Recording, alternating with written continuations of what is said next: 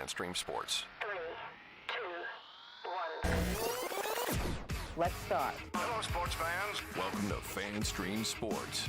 Nothing but pure sports. This is the JP Show. JP, it is so good to hear you back on the air. Stand by. Now, here's JP. All right, a hearty good morning to you on this Monday.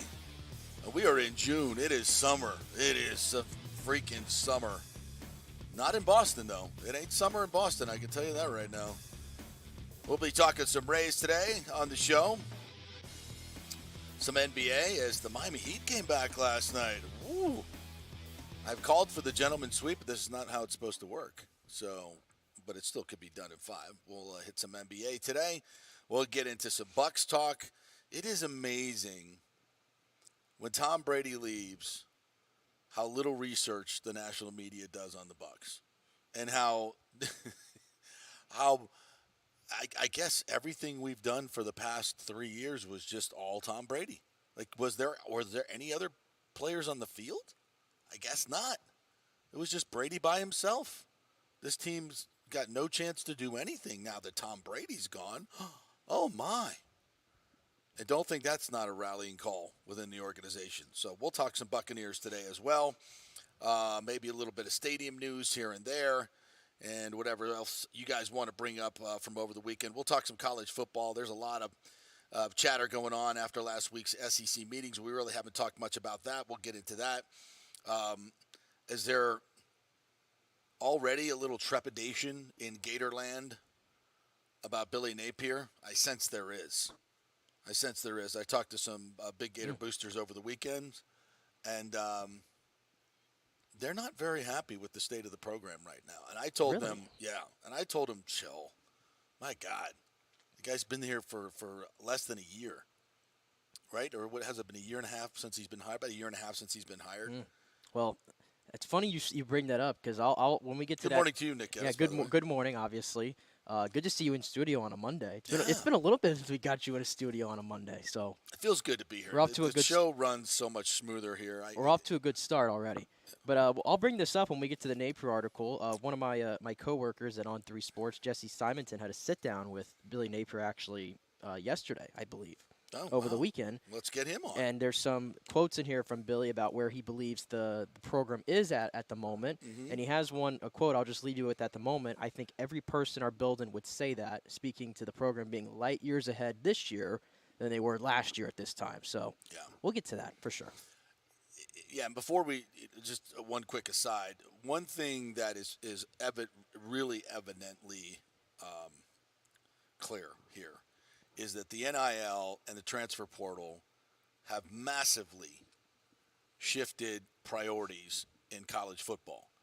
And I think some programs are embracing them, and I think some programs are refuting them.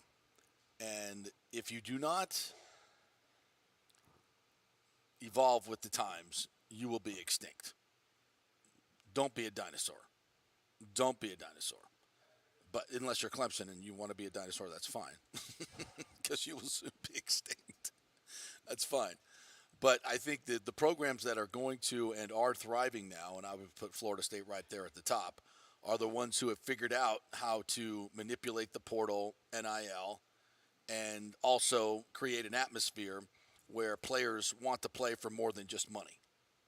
So I think this is kind of where the sweet spot is. So we're going to have some fun talking about college football and where it is right now. I mean, it's not time to talk about the players as much as it is to talk about the state of the game and where it's at and where it's going.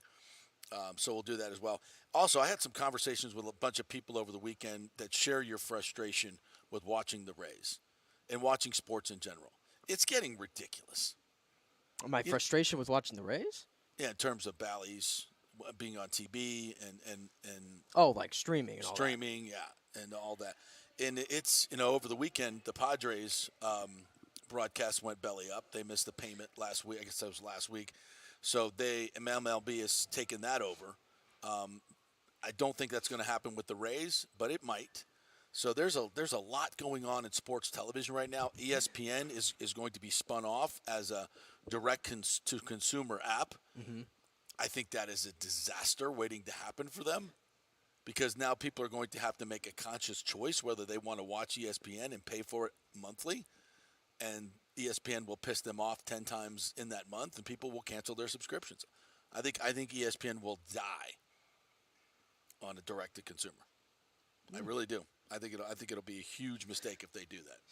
Speaking of sports television, real quick before we get to the Rays, obviously, this is so perfect you brought this up too, because I'm trying to watch my NASCAR race yesterday, and mind you, they're racing at Worldwide Technology Raceway, and guess what happened middle of the race?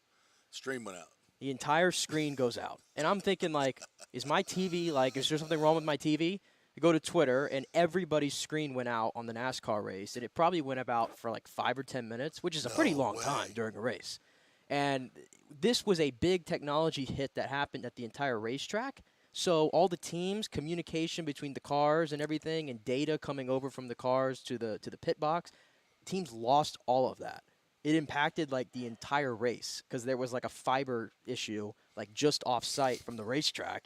So it knocked out the TVs and it impacted the race like that. At Technology Raceway. That's too good. That's not by accident. I don't think that's by accident. No, and and it's funny, we had this conversation this week too, because this weekend we were talking about how dependent we are on our technology, because we had work in the PPL this weekend. Pro Padel League, by the way. What a weekend. Oh, my God. We had some of the most incredible matches. I'm, like, hooked on this sport now, bro. I am freaking hooked on this sport. You've got to watch this sport.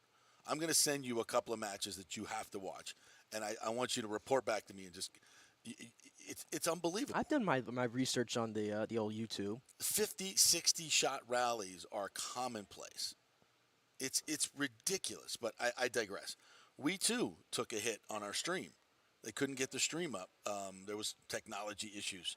And it's not just, PPL. It's across the board. It's NASCAR. It's everywhere. It seems like technology is failing us dramatically. On so many, I don't know about you, but my phone works about half the time now. I have an Apple 11. I guess that's a dinosaur at this point.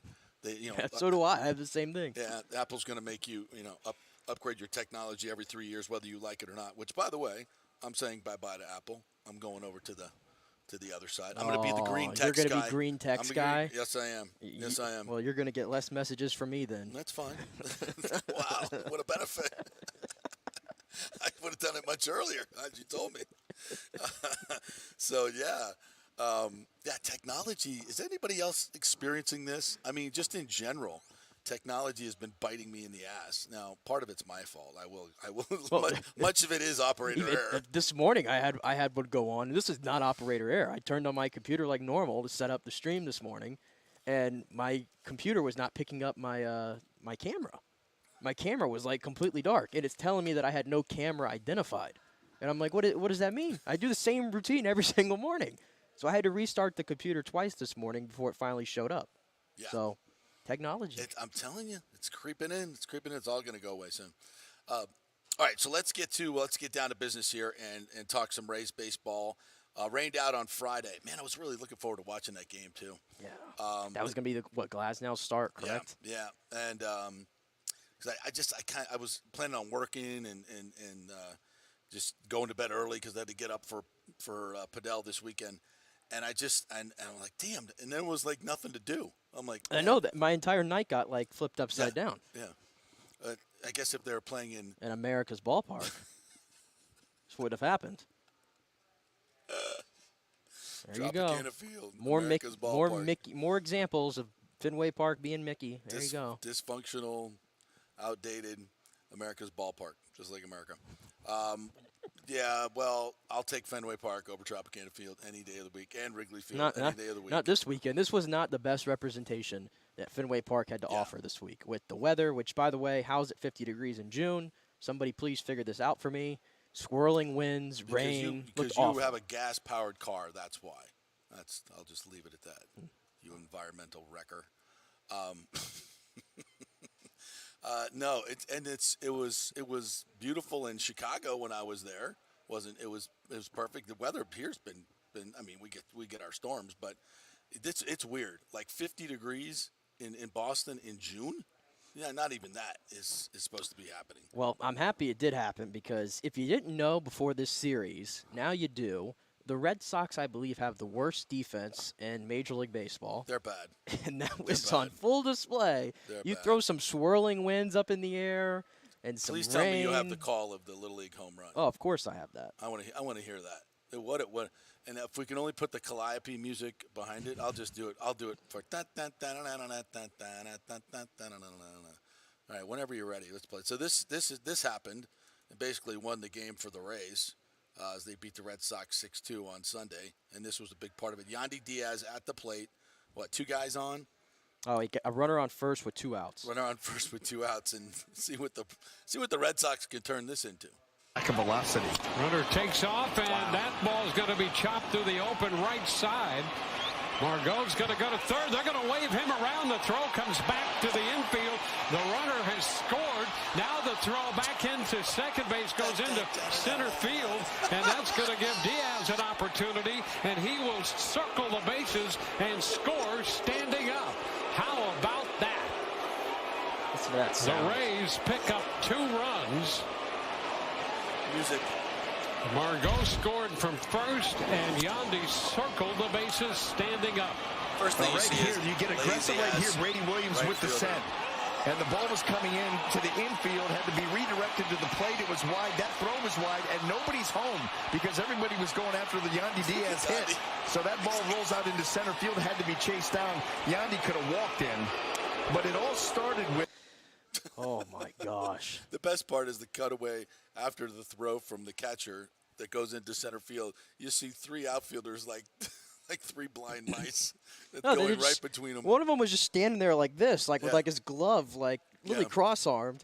I'm like, what are you guys doing? You got 2 guys just standing next to each other, literally in right field, like having a conversation during this play. Well, the first thing that goes wrong, I mean, the chop into right field, and Margot stealing, and the Rays' running game is just off the charts right now. 30 for their last 30 steals.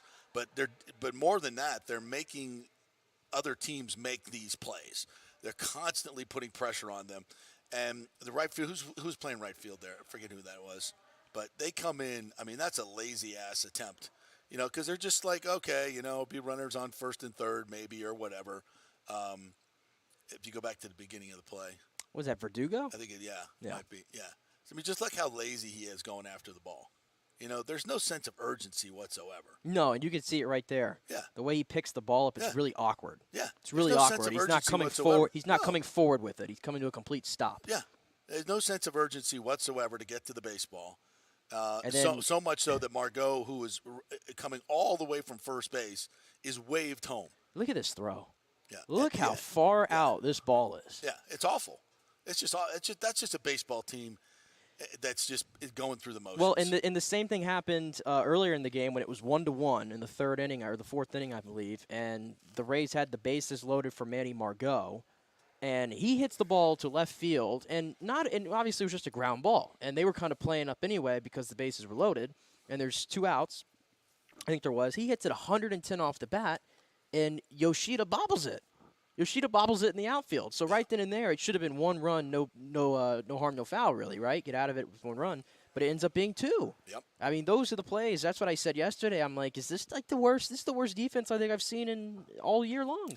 And it's not just bad defense. It's lack of urgency. Yeah. I mean, they just play with a lack of urgency that is very reminiscent of the Fat Cat Yankees at times.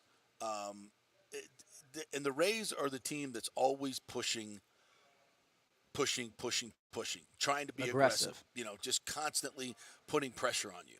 And they're just they always play like the underdog, which is what they are. And it's such a great part of their DNA. And I think we've talked about this many times. It's a big part of why they've been so successful. It's the reason why it's not the main reason why they don't have superstars on their team, but it's part of their DNA. They don't want superstars on their team. They want a lot of really good players. Yeah. And if Wander becomes a superstar, so be it. All right, that's the good part of it. And the Rays win 2 or 3. They'll play the makeup for Friday's game today at 4 o'clock. It's Sugar Shane Day, right? Sugar Shane Day, yep, Yeah. to try to get 3 out of 4. Yeah, which, with him on the mound. I ain't betting against it. Well, if I bet on him, you should bet against it, because if I bet on him again like I did last week in That's Chicago, true. That's true. then you can You just stay away. wrap that You up. stay away from the betting tonight. All right. No, I will not bet on. I could bet on the Red Sox and ensure a Rays win. All right. Well, Could do just that. stay away. Just stay away. Okay. So anyway, yeah, this is where the Rays are right now, and the problem is they're breaking down big time, and this injury list is the only thing that's going to keep this team from having a great season. And I don't follow the other teams around the league as closely, but I can't see another team in this league that just is beleaguered by injuries the way this team is, with the pitching staff. And now all the position players. Wander Franco has a hamstring issue. Ugh. Where have we heard that before? That's not good. Siri's got a right shoulder issue. He had to be pulled from the game.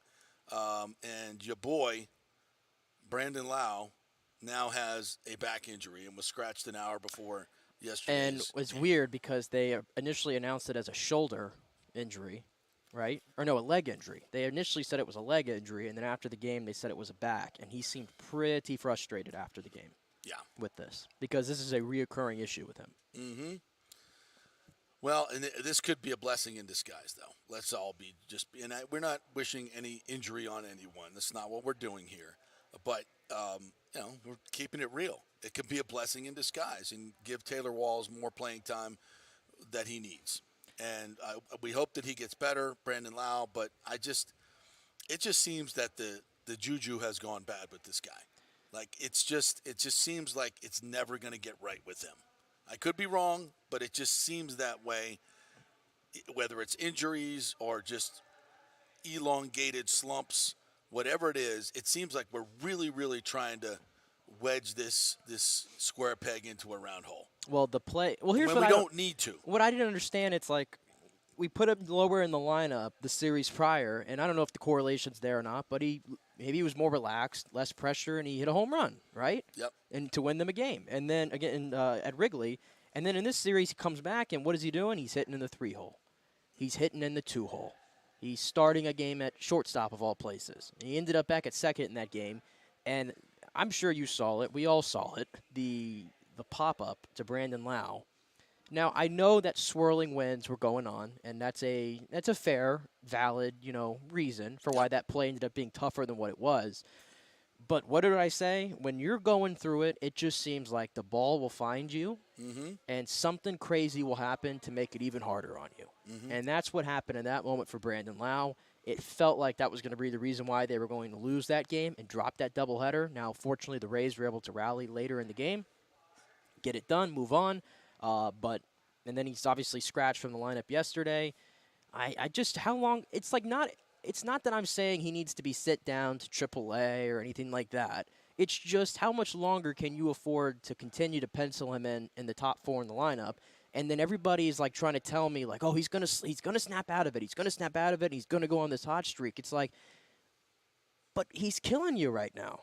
He's absolutely killing you right now. I mean, some of his mistakes that he makes, whether it be in the field or at the plate with runners on and he's striking out in key opportunities or not getting productive outs. What was the number I told you? How many times did the Rays lose in the month of May? 12 times? Yeah. And they lost 9 of them by 1 run. Yep. I mean, how many games of those do they win if Brandon Lau's making a smarter play at the plate? Right? I look at it like that. 3 or 4 when more. The margins are very thin because most of the time the Rays are beating themselves.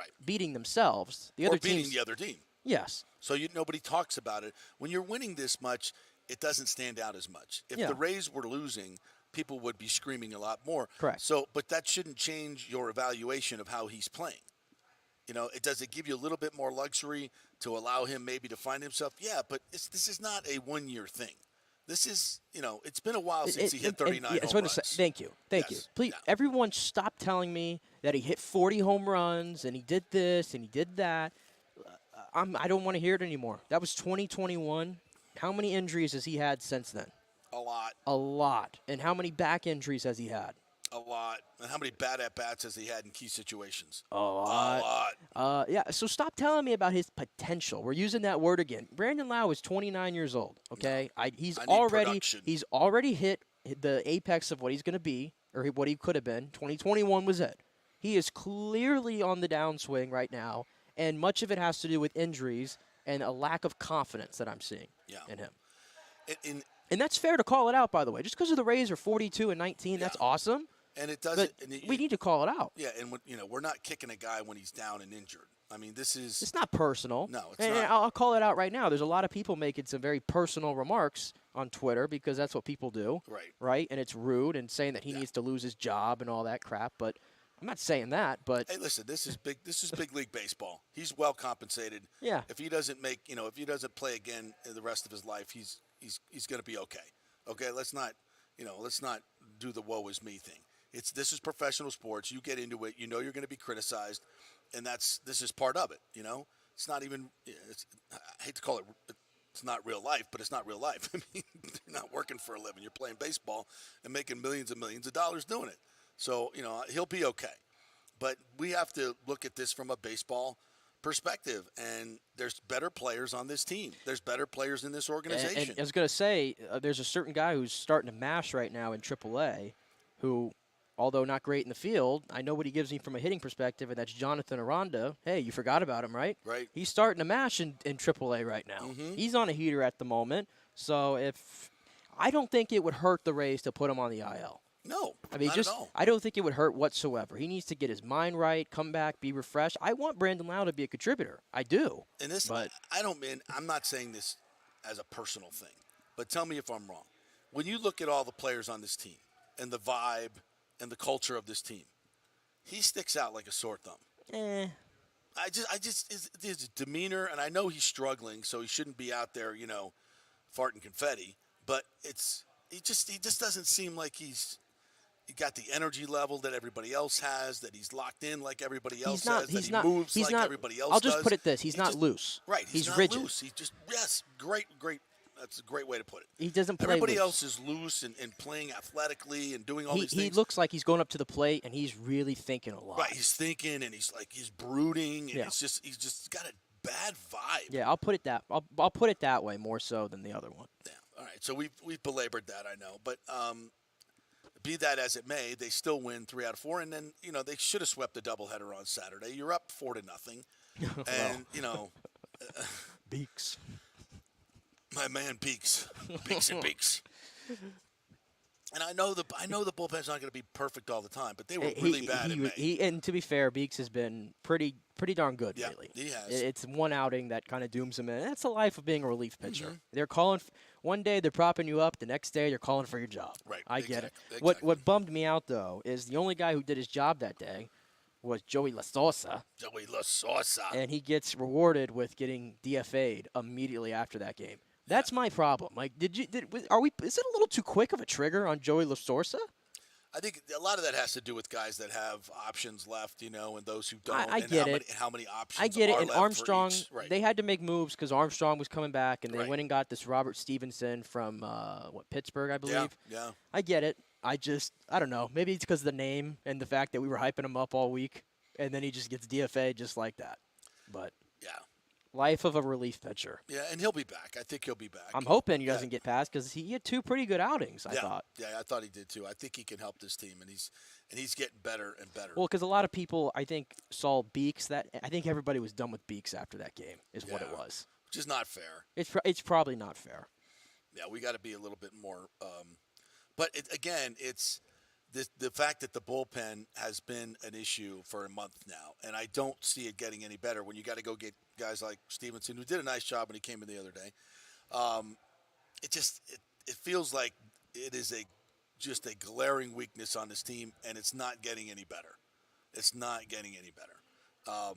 They're going to have to make a move, and again, I think this is every team's got to do it, but I think they need an experienced closer.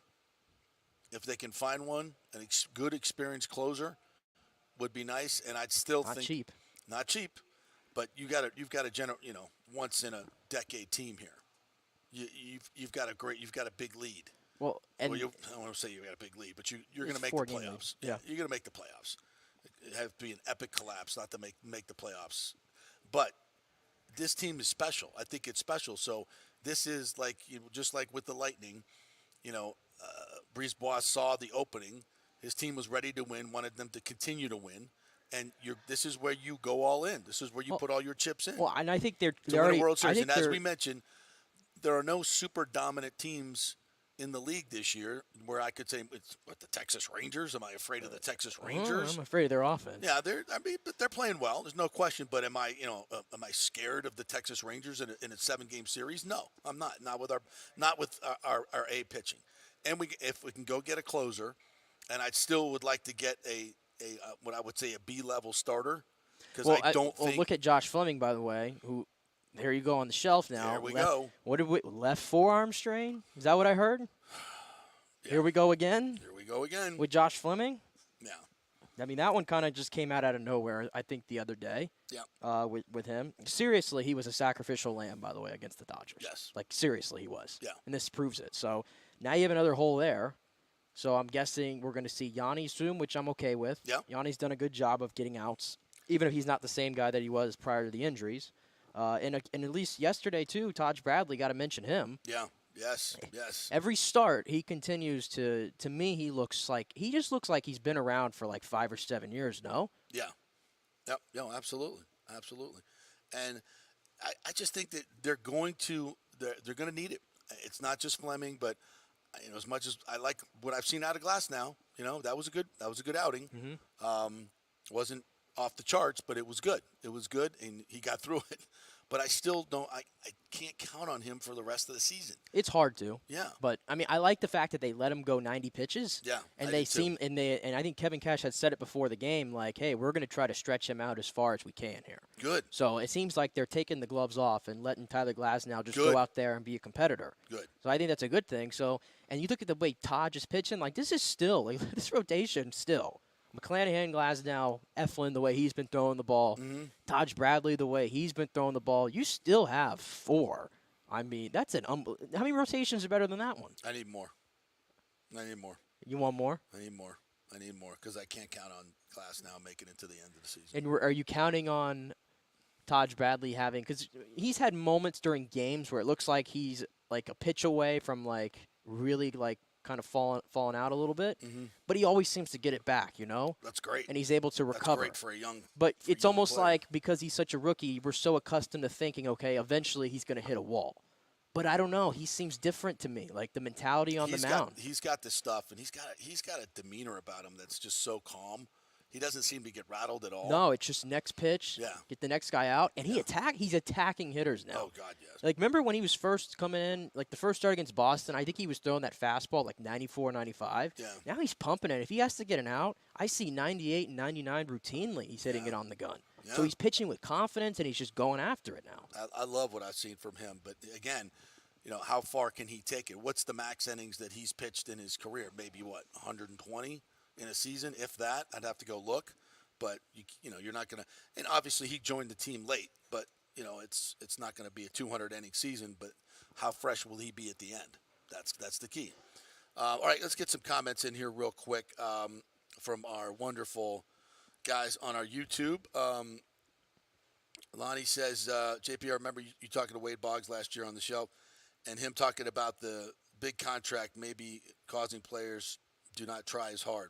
I think that has benefit of raise. Absolutely. You could just go around. It's because it's a 162-game season. And when you get those big contracts, you're just, days that you come to the park, you don't have to, you just feel like the money's already made. I don't say you consciously say, I'm not going to play hard today. I think it's all subconsciously. And when you're trying to get to that level of making mega dollars, you come to the park every day hungry and wanting to play as hard as you possibly can. I think there's no question it's a factor. Well, in baseball. Good example. I always use them as my favorite example is what's going on in San Diego. Yep. With all the high-priced hitters they have. And you want to talk about struggling?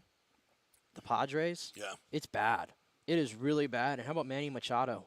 He's hitting .222 with 5 home runs and 19 ribbies. Manny Machado, after that fat contract he signed. And he really hasn't been good since he signed that contract.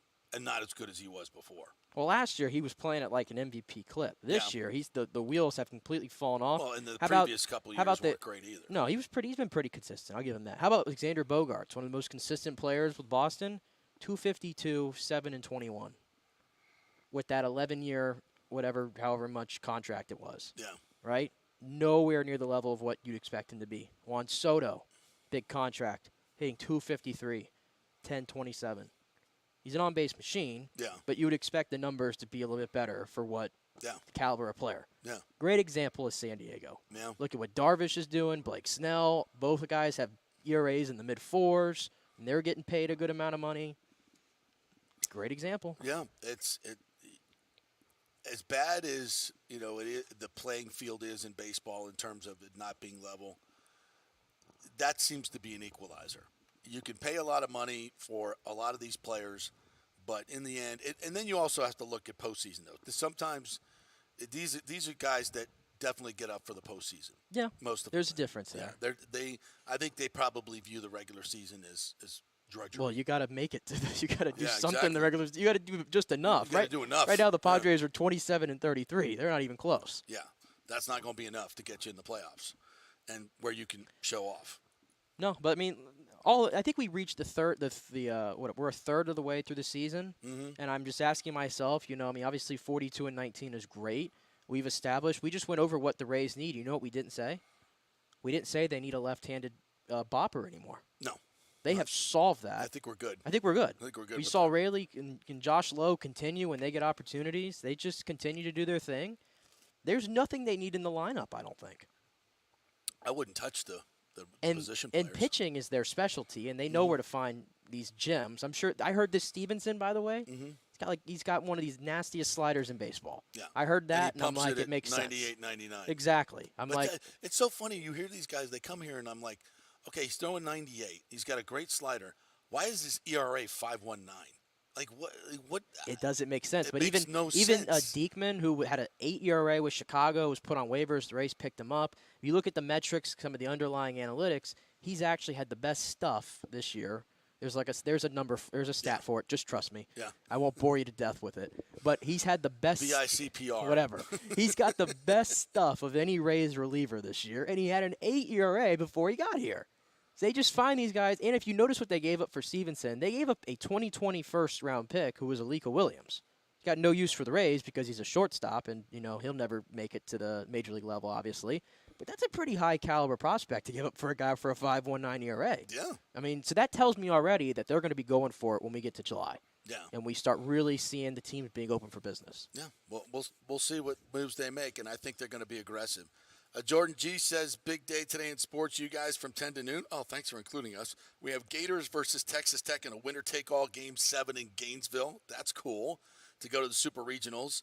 The Rays at 4 o'clock, and then finals Game 2 at 8 o'clock tonight with the hockey as Vegas took Game 1 with 3 goals in the third period to break open a 2-2 game there. It is a hell of a sports day right there. It's a good sports day right there. I've been telling you, man. This is an underrated time right now. Yeah, and you only need 16 streaming services to get all this.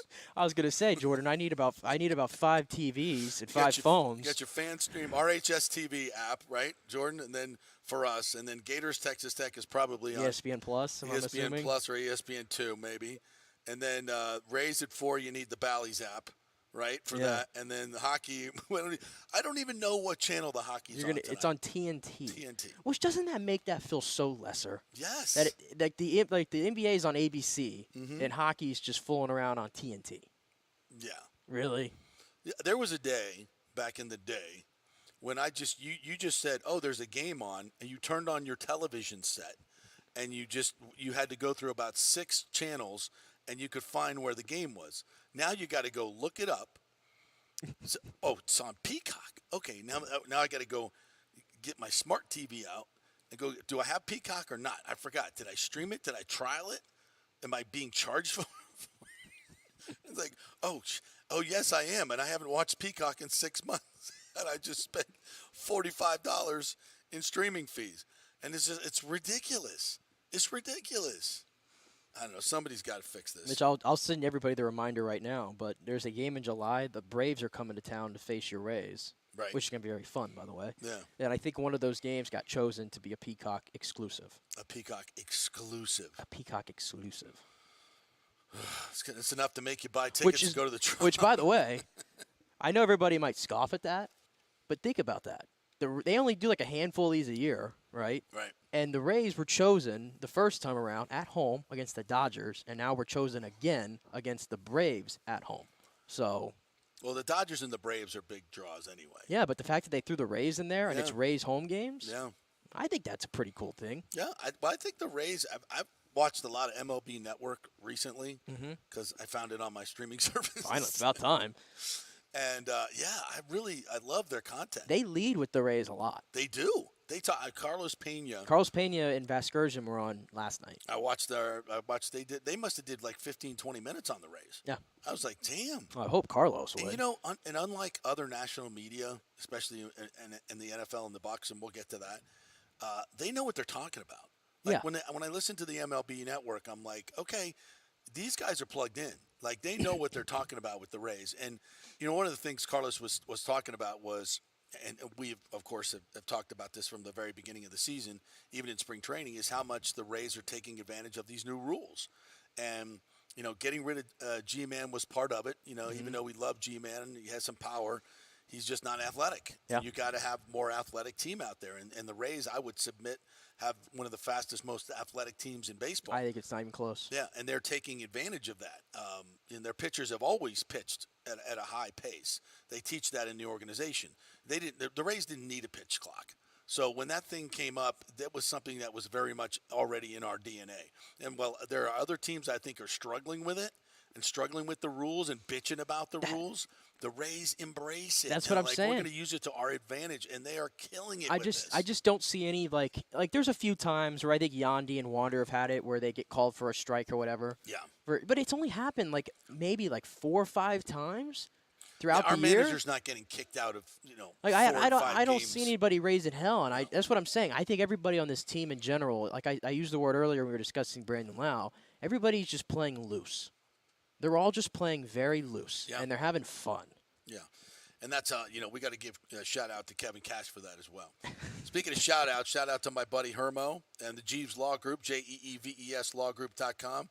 My buddy Hermo, I'm trying to get him into Padel. He's an old D1 college tennis player. I'm like, bro, you got to play this game. He'll be really good at it. But he'll love it, and you guys will love it too. You got to go to YouTube Pro Padel League, check it out.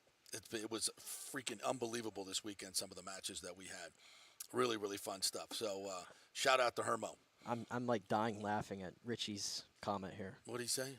He said Nicky numbers when talking sabermetrics. This guy has a good LMNOP numbers. Add to his QRS TUV average, and he will get you the W. So true. So true. Go on Baseball Reference and get your go to Fangraphs. Fangraphs. Fangraphs is where I do it. Yeah, Fangraphs, and they've got to come up with some better acronyms for these things. Well, I'm still even though I trust into some of these analytics, I have surface level knowledge enough to be able to talk about it. Mm-hmm. I still think these two things right here are the best way to evaluate sports. I still will believe that. If you can watch a team all the time like we watch the Rays, we don't need analytics to tell you what a lot of these guys bring to the table. But when it helps a lot more when you're looking up other teams. Yeah, because we don't watch them. On a daily basis. I actually use it for the Rays though, because I know the Rays are deep into Fangraphs and all these numbers. I'm sure, so I try to have some kind of knowledge because I'm trying to think how they think, if that makes sense. Like when they go acquire a pitcher, I immediately go look at their Fangraphs card, and you're able to figure out, okay, that's the reason why they're getting this guy, because there's always some kind of hidden number that nobody else is looking at. Derek asked me a question here, and he said, JP, have you been following this ridiculous Travis Rudolph trial? If this young man is convicted, I might blow a gasket. I have not, but I will definitely dig into it. Is this the former USF or FSU receiver? Yeah. The first initial reports, I thought, this is why I haven't been following it, to be quite honest. The initial reports, and this is my fault because I didn't do the research that I needed to do, were really bad. I was like, oh my God, what the hell is going on? I admittedly have not followed and so it I either. just kind of just like I kind of took the first impression that it was bad and he did something really bad, and which you can never do in these cases. You should not do it. That's my bad, Derek. So I'm going to go dig in, and I don't want to comment on it now. Obviously, I want to make sure we do some research because with issues like this, you don't want to just talk off the top of your head. We do that with other stuff, baseball stuff, but not with something like this. So I will digest that and we'll do something on the show with it tomorrow, Derek. So I appreciate you bringing that to the table because in our justice system right now, oh, wow, it's not justice. It's political. It's ridiculous BS going on. It's horrible to see. Never thought I'd see it like this in this country ever. But we are a banana republic, communist, political prosecution country now. I never ever thought I would see this in the United States, but it is on. It is on, and disgusting to watch. So we'll see what's going on with this trial, and we'll get back to you on that. All right, we'll take a break, and we'll come back on the other side, and want to get into some Bucs talk here.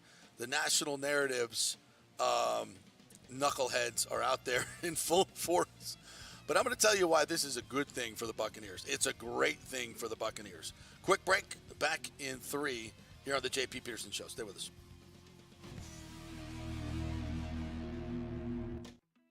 Guys, are you experiencing those feelings of getting older, lower sex drive, fatigue, hot flashes, moodiness, or you just don't feel like you had the vitality you once had?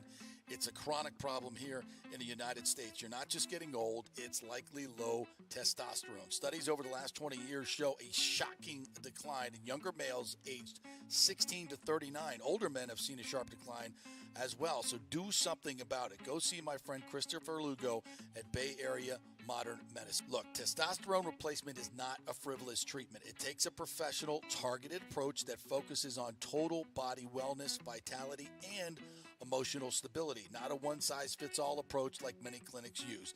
They will monitor your blood work and adjust your treatment as needed for optimal results. Folks, I've been on testosterone therapy for over 6 years, and it is a life changer. You will feel and look better than you did 10 years ago. Give them a call at 844-977-3477 or go to BAMMC.com.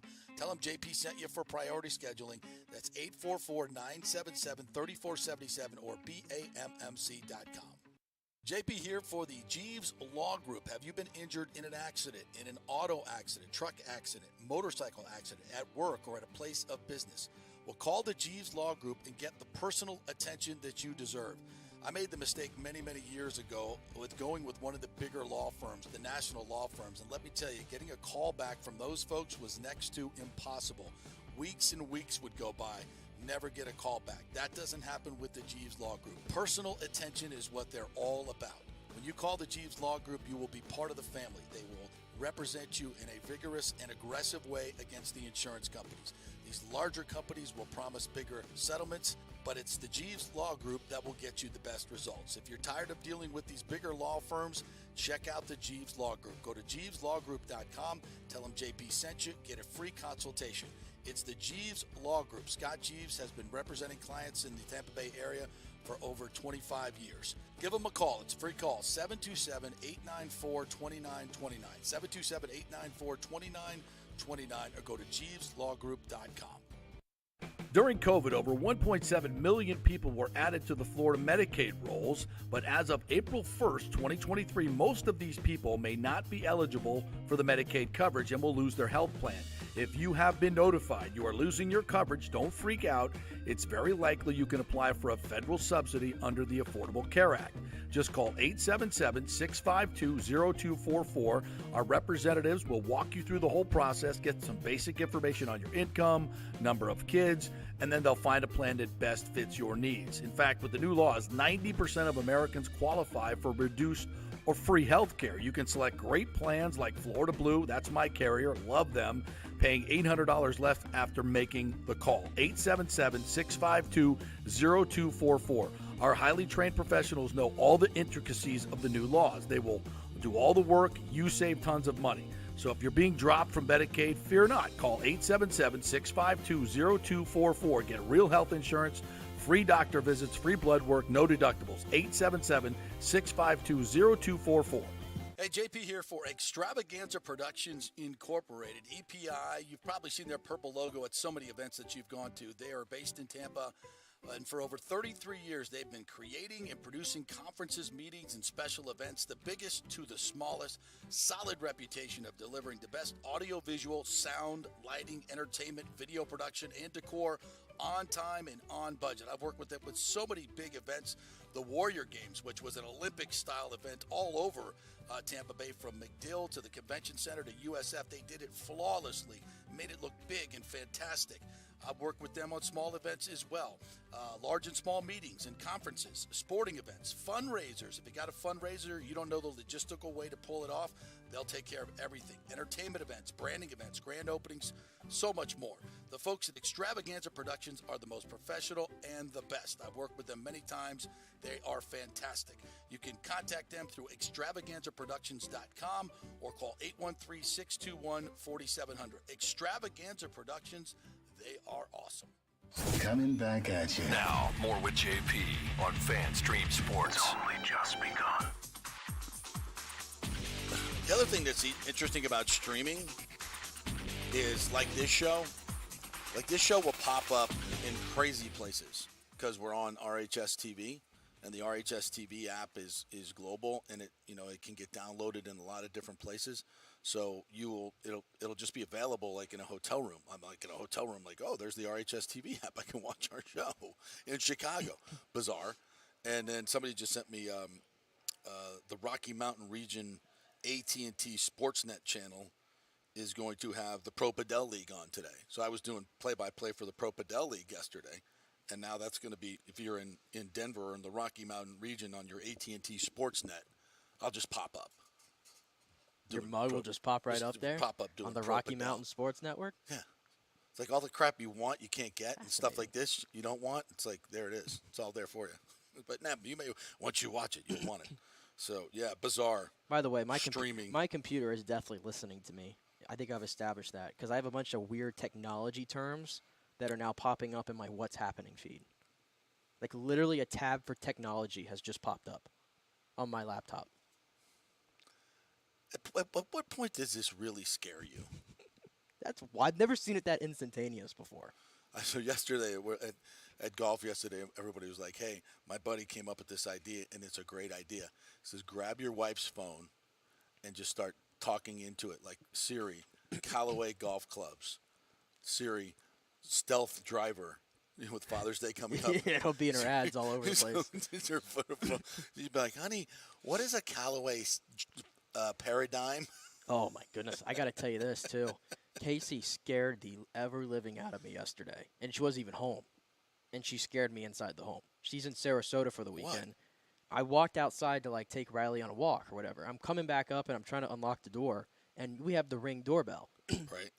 Well, all of a sudden, I hear a, hey, like a loud one, and I jumped a little bit. Not even going to lie. I jumped a little bit, and I'm hearing, like, these noises coming all over the place, and I'm like, what is going on?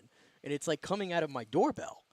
And her friends, I guess, were saying all this, like, weird gibberish through the doorbell, and everyone, you can hear it then when you're walking in. What? Like what? Were they messing with you? Yes, on purpose? they were. They were messing with me. But I'm like, I just don't understand how they could say something into their phone miles away, and it's coming over my doorbell. So the Ring doorbell is a two-way interactive? Yes. It has a speaker? Yeah. Well, yeah, because it could then I can scare talk back. people away, Then yeah. I can talk back. And then also we have like this like Amazon Echo thing in the house. I don't know. Casey set it up. Oh, no. And so when she goes to like the store or something. It's always listening. Yeah. When she goes to the store or something, then she'll send me, she says it into her phone or types it, and then the Amazon lady or whatever it is on the thing, I don't know, the Siri version of Amazon will be like, Nick, Casey needs help with the groceries outside. So that's the way she knows. That's my key then to get up and go outside. Because she can't text you, hey, I just got home, I need help with the Well, groceries. she thinks it's cool. That's what, you know what 95% of this technology stuff is? You don't need it. There's other things you can use if we used forever and it works just fine. But now it's like, no, I can talk into my Ring app and have Nick meet me at the door to help me with the groceries. You could have done that with a text message. You don't need a Ring doorbell app to do that. We pay a lot of money for our technology. I know. If you haven't noticed yet. Think about all the technology that you use and how much of it is redundant.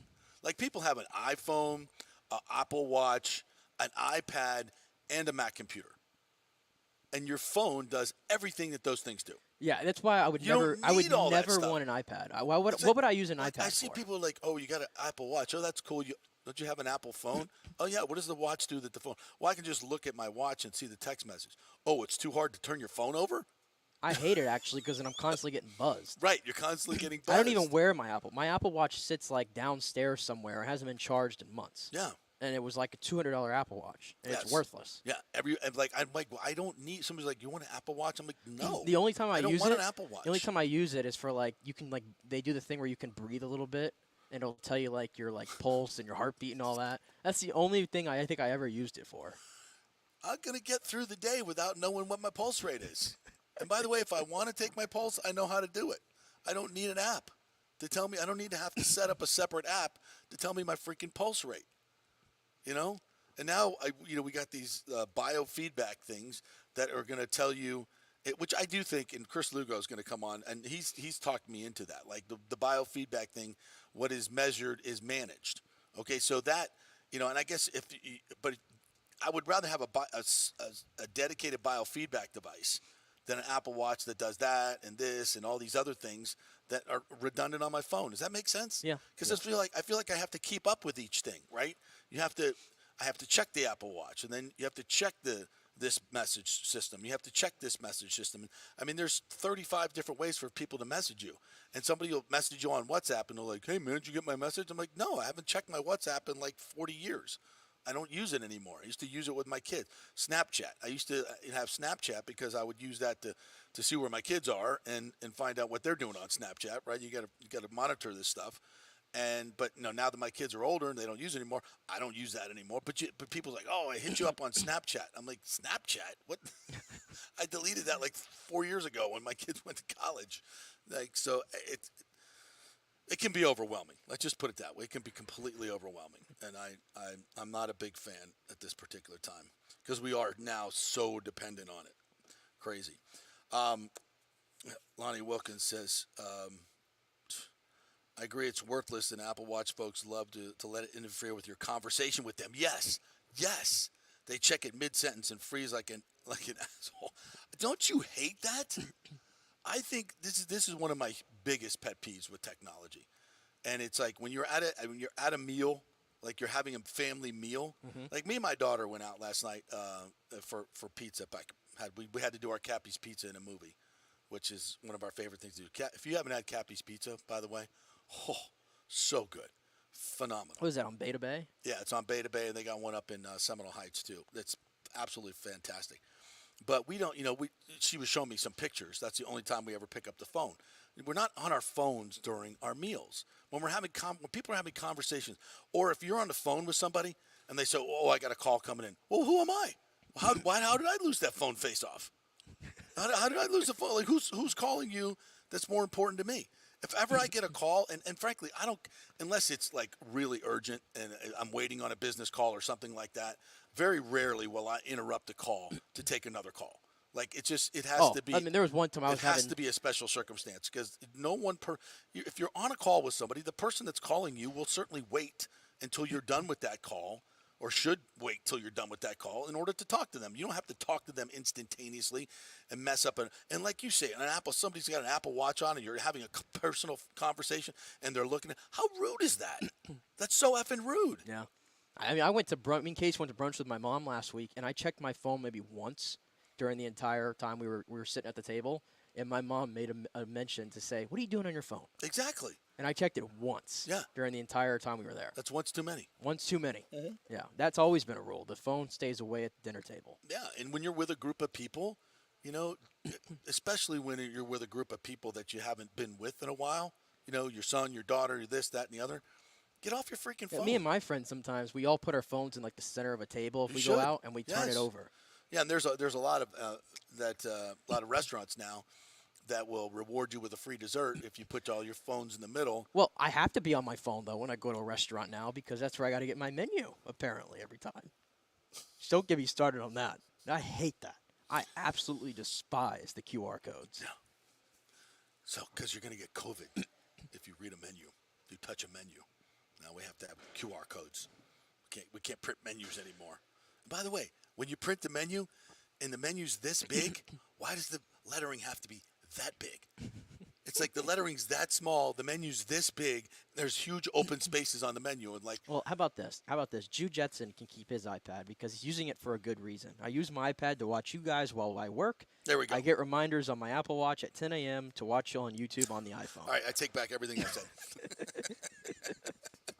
I take back Jew, why do you need a reminder, for God's sakes? This should be ingrained in your head right now. You don't need a reminder. You know, set your phone alarm. Your phone has everything. You don't need any other device. And look how big this thing is. Do you need an iPad? You can't watch the game on that? Look how big that thing is. It's huge. It's like a humongous screen. Stop. I've had this conversation with you many times where I go over to Casey's parents for something and there's a big game on and I have to watch it on my phone. I hate that. Oh, this one. We'll get to the Bucs at some point in the show. But this is all these technology pet peeves are mine. Is this the one? Let's go back to this part. Nothing was worse when the walkie-talkie Sprint phone guys who would speak publicly like in a grocery store aisle, and they think they're talking to me, but they're on the phone in public. So weird. Well, now everybody has the earbud, or whatever you want to call it, and they're having conversations as they're walking around. And no, stop that. Stop having. There was a girl on the plane the other day. We're all, when everybody's deplaning. Oh, don't tell me she was talking on the phone. Talking on the phone. She's having a full conversation. And this was not like, oh, hey, can you pick me up? It was like, Joey is such a jerk. Last time he's all this personal stuff. Poor Joey was getting ripped, and everybody on Spirit heading from Chicago to Tampa knows better. Joey, you're an a-hole, by the way. And this woman's having this part, and she's talking at this level. Like, everybody on the plane can hear it. And she's like, I know, he's such a jerk. Why is he? I'm like, what are you doing? Like, you can't wait 5 minutes to have this very important conversation. That's why I don't have conversations in public, because I don't want anybody to hear. You should not have a I don't want anybody hearing what I'm doing. Anytime, if I'm in a public place and I have to take a phone call, I walk outside and go somewhere that's private. I'm not going to have a conversation in the middle of the room. That's so rude. Is it not? It is. It absolutely is. Or the kids nowadays, I like the 13 or 14-year-olds, I feel like, they always have to go everywhere with their AirPods in. Right. Like, I'll see it in the grocery store, like they're with their mom, yeah. And they have their AirPods in. And I'm just like, if I was walking around in the grocery store with my mom and I had my headphones in, she'd rip those things out of my ears. I love your mom. She's old school. I mean, that's the way I was brought up. Yeah. Now these people just let their kids just walk around no matter where they go, just completely. And by the way, you know why? Because then they're not bothering them. And I'm Mr. Like, I don't talk to anybody, and I'm still saying this. Yeah. Yeah, exactly. Well, and that's the sad part about it is people use now their AirPods. I leave myself open if somebody needs to talk to me. To totally isolate themselves from the world. But then they're not, because they're having full conversation. You're sitting like this morning, I'm getting coffee in the lobby, right? And some guy walks in and he's like, I'm playing with Tally, and all of a sudden I hear, well, why don't you give me that key? I'm like, what? Like, he's like, yeah, do you have the key? I'm like, are you talking to me? He's just speaking out loud, and then I'm like, oh, I see the earbud. I'm just walking around, just talking to yourself at a conversational level. That's not. I think, do better, people. Be better with your technology. It's not hard. Even though you have technology that people can, interrupt you, you have to make the conscious choice not to be interrupted. And when you're having a face-to-face conversation with someone, have a conversation with them. Give them the respect that you're going to have a one-on-one conversation and not check your watch, check your phone, check this, check that while you're having a conversation with somebody. Just common courtesy and decency. Especially when you're with your significant other, please. Yeah, you get your ass chewed. If Ashley is that's why the phone. That's why we went to Ocean Prime on Saturday, and the phone stayed in my pocket the entire time. For that price, you better enjoy the. Which, by the way, I meant to bring that up. You're a big Ocean Prime fan too, right? Yeah, it's good. It's good. I don't know. I haven't gone to all the big restaurants around town, but for my money, as much as I despise Burns, I love Ocean Prime. Really? And I got in, by the way. We had a 6 o'clock reservation. Sat down at like 6:10, and we were out of there by 7:05. Yeah. Did everything in under an hour. They got me in and out, just like on a Saturday night. I'm just down in general on restaurants for the most part because it's so overpriced now. It's ridiculously priced. It was very expensive. And I used a gift card, and the guy came over, and he's like, we can only allow you to use your gift card for like 70% of the bill. And I'm like, What? I'm like, thanks for telling me now, because that was part of the reason why I used that gift card. We had like a big gift card, and I wanted to use it on a meal. What? Yeah, he's like, you can only use 70% of the gift card for the total price of the meal. But did the gift card not cover the whole meal? No, I was still going to have to pay a little bit. Okay. But I was only allowed to use 70% of the gift card, so I had to spend more money on my own than I was planning to. I've never. Does it say that on the gift card? No, that's just what he told me. He's like, that's their policy. Unless it says it on the gift card, that's bull crap. I thought it was bull crap. That is bull crap. Ocean Prime, you're better than that. You're better than that.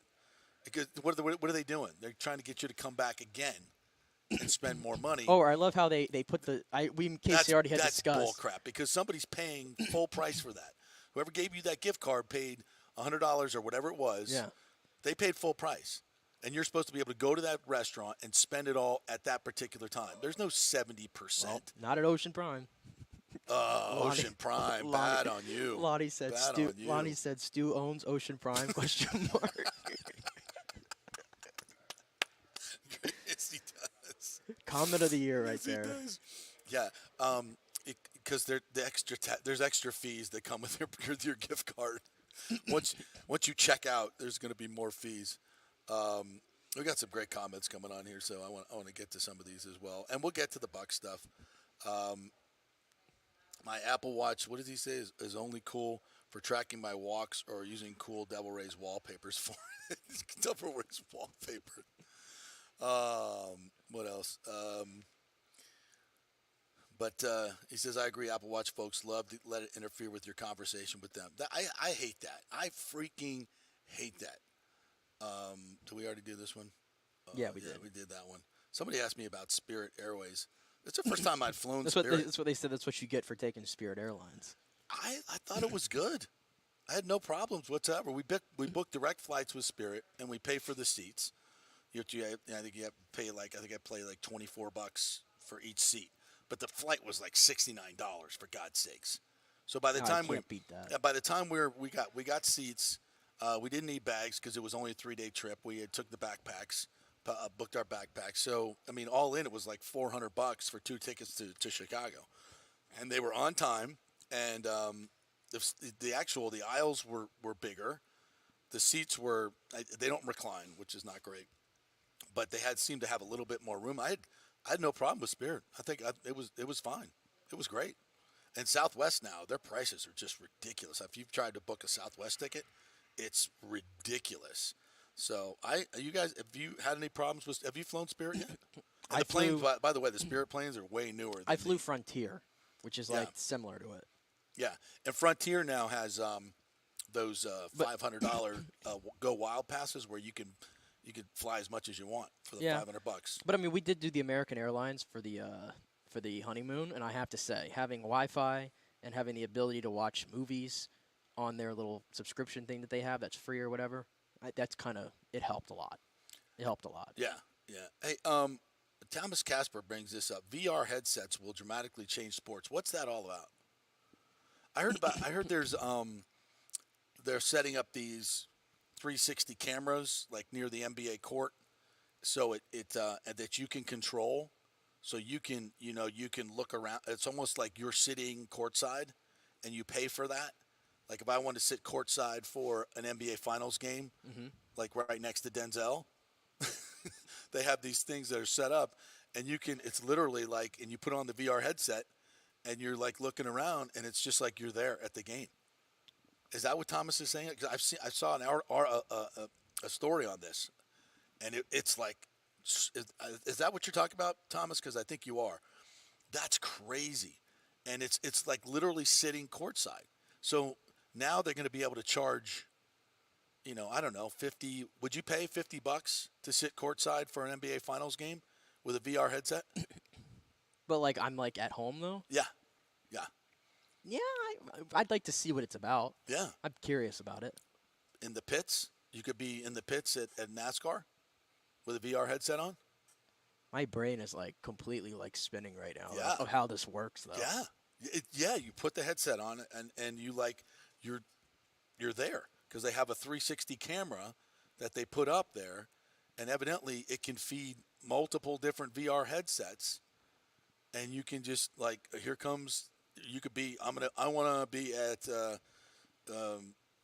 Eric Almirola's pit when he comes down the backside of Daytona, and you're like right there. Thomas said Apple VR rollout is on today for fall. He says $3,000 per headset. Oh, that's a lot. Is that what you're talking about, Thomas? Let me know if that's. Yeah. It's that is a game changer. You could sit right behind home plate for a baseball game. Yeah. That's interesting. How much would you guys pay? We should do a whole technology show, like all sports and technology. This has already been half technology today. today. Yeah, but just sports and technology. We'll get some really interesting tech people on. I'll make a note of that. We need to do that. But I think that's what's coming. I think that's what he's talking about. Imagine Augusta walking the fairways with Tiger Woods or whomever. It's true. Yeah. Super cool. Imagine if I could like say something to him though through the headset. No, we don't want that. We don't want that. By the way, did you see Tony Finau the other day? This is maybe about 2 weeks old. So they're doing the AirPod interview with Tony Finau, which they're doing on golf now, which I love. They put AirPods in. They did it with the college football coaches on game day, which is great. It's great in technology and sports. That's a big plus. Love that one. So Finau's walking down, and they have a cameraman, obviously, who's walking in front of him. And the shot that they were taking was like from head to knees. And Tony kept grabbing his crotch for whatever reason. He's talking. He's like, yeah, that 7-iron. He's just tugging. I'm like, does he know that he's on like full? And he just kept tugging at it. I was like, dude, what are you doing? And then I'm like, Tony. At some point though, the director has to, hey, can we get a chest shot? Let's go medium shot here. So we don't have Tony grabbing his crotch every 5 seconds. I was like, what are we doing? That's a little bit too intrusive. And he's like just having a conversation like it's nothing. I mean, whatever. But technology in sports is a little bizarre. I had to go to Twitter. I'm like, is anybody else seeing this besides me? What else? Anything else on here? What are you talking about? The top seller. So there's VR experiences that you pay for. So you pay $3,000 for the headset. Have you guys been seeing the POV umpire cam lately? Oh, this is cool too. That's been used on occasion. Game changer. I don't know. I have seen that. I Jordan, like that. and I love it. I don't know why they don't use it more. I love it because you can see you realize then how hard it is to hit a baseball when they show that camera. But not only that, it feels like you're hitting. It Yeah. feels like you're in the batter's box. I love that. Why don't they use that? It's like the end zone or the camera, the sky cam from behind the quarterback. Like I would watch a whole game with that angle. I'd much rather watch that angle because you're like playing quarterback. You could see the routes develop, the pressure coming, and it's the same with the umpire cam. I love that. Thomas Casper says the VR top seller, Taylor Swift porno. Well, I don't know, bro, but I think I might pick someone else. Of course, my girlfriend. Of course, I would. She might be watching. Richie P said, "Damn, I would try. A problem would be when I want to get up and sit next to Beyonce courtside." He said, I take my VR headset off and my wife is sitting there. I love my wife, but the look of disappointment would put me in the doghouse for years. Christopher Cole says, technology has come a long way since that internet thing. Yeah. Good. Al Gore invented it. MLB, NFL, Bang Brothers all have 360 APS ready. What is that? Thomas, I don't know what you're into, bro, but I don't think that's the technology we're talking about. But I know there is VR porno. There's no doubt about that.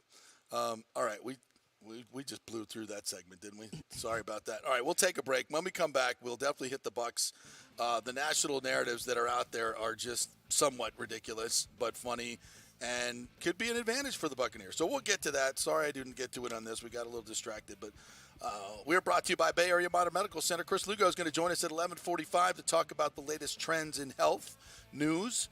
If you're trying to get slimmer, trying to lean up, trying to just get your immune system better, we'll talk about all those things. If you have any questions for Chris Lugo, Bay Area Modern Medical Center, about your health, put them in the comments, text us, email us, hit us up on social media, and we will ask the good doctor when he joins us at 11:45. Back with some Bucks talk right after this.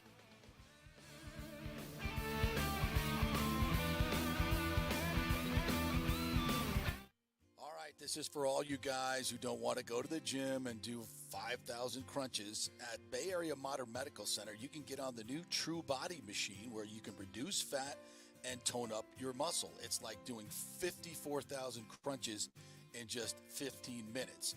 Define your body as you see fit. True Body offers personalized muscle stimulation that delivers the equivalent of those 54,000 crunches in just 15 minutes. Just get in touch with them at Bay Area Modern Medical Center, BAMMC.com. Chris Lugo and the team over there will set you up on True Body and get amazing results. Non-invasive with comfortable and little to no pain and zero downtime. You can isolate and target those areas that you want to improve and treat multiple areas simultaneously. It's an amazing machine, so check it out at Bay Area Modern Medical Center, BAMMC.com. Well, Fitz the mortgage guy did it again. A listener heard his ad, was going to another big bank, but called Scott Fitzgerald at American Mortgage Services of Tampa, and Fitz saved him $618 on his monthly payment. Are you kidding me? Folks, that's big money. Rates are going up, they're going down, they're going all over the place. Scott will shop your loan and save you lender fees and get the best rates. Email him, scott@amstampa.com, or call 813-294-7595. That's Fitz the mortgage guy. Lots of stuff going on right now, and these rates are going all over the place. You need somebody knowledgeable in the market that will work hard for you and get you the best deal. That's my man, Scott. He's done 3 loans for me, done thousands of loans for local folks here, works with a lot of the coaches and players in the area. He's the guy. 813-294-7595, or go to scott@amstampa.com. Insurance coverage can be confusing and expensive. I mean, where do you start? Which companies can you count on to pay out fast and fair? Well, call the great folks at Italiano Insurance. It's a family-owned business. Jeff and Nat Italiano are carrying on the 60-year-plus tradition of giving amazing customer service and giving back to the community through their annual backpack drive for needy students and their support of the local pediatric cancer patients. But it's the customer service that sets them apart. They can shop all your insurance needs and save you big-time money. Don't hop on the internet and waste time looking at some bogus reviews. Talk to knowledgeable agents and not some voice-generated robot. These are confusing times for homeowners, and Italiano's team of experienced professionals can provide the right coverage for every situation: home, auto, business, life. It's Italiano for all the pieces of your life. Call 813-877-7799 or go to italianoinsurance.com. Let's go. Right now, back to the show with JP on FanStream Sports. All right, welcome back to the JP Peterson Show, brought to you by the great folks at Extravaganza Productions, who I have been working with my Propadel assignments. They set up the whole extravaganza out there at the Sarah Vandenberg Complex. Extravaganza Productions will make your meeting, your fundraiser, your birthday party, whatever the special event you want to do. Meetings, obviously, they do huge events like the Warrior Games. A couple of years ago, I worked with them in that. This Pro Padel League tournament, they've done that, and they are just absolutely phenomenal at what they do. They will make your event super, super special. And the big thing is you don't have to worry about it. You don't have to worry about getting video screens or audio equipment or any of this stuff. They do it all for you. They have a warehouse full of props that can make any party super, super special. It's amazing what they have. And you can get a free conference with them, well, they'll go through the creative and they can basically walk you through it and say, if you have a charity event, hey, I'm thinking about doing this, I'm thinking about doing this. And of course, they've done it all. So they can bring tons of great ideas to the table as well and say, oh, we could do this, we could do that, we could do this, we could do that. And it's amazing the options that they'll be able to do with technology as it is today and everything else that they have at their disposal. So if you have a big event coming up or a small event, party, whatever, call Extravaganza Productions. Just go to their website, extravaganzaproductions.com, or Google them, EPI. You've seen their logo around at all the big events, kind of a purple and white logo. Paul Thomason and the folks over there, super great folks. So just give them a call, get that free consultation as to and find out what they can do for you and go from there. So please tell them JP sent you. Extravaganza Productions Incorporated, EPI. All right, so the Buccaneers are getting, it's a way to put this, absolutely destroyed by the national media. And I think it's an absolutely wonderful thing. The Pewter Report did a great article on the national narratives that you posted as well, Nick. And I think it's interesting, some of the stuff. There's actually people saying that the Bucs are tanking and they should trade Mike Evans to a contender so he can end his career without losing all the time. And I'm like, it was like you were mentioning earlier. It's like, look at the salary cap numbers. All right, you're not even going to save any salary cap by trading him. You this just year. be on the hook for $20 million without him. And you don't have the player. Yeah, and it takes all 20 seconds, maybe less, to even figure that information out. Yeah, and it's such a surface thing that, oh, the Bucs won 8 games with Tom Brady, so without him, they're probably going to win 3. If you watched the Bucs at all last year, you would understand that the offense was completely dysfunctional, and he was a part of that. And I would venture to say a big part of that.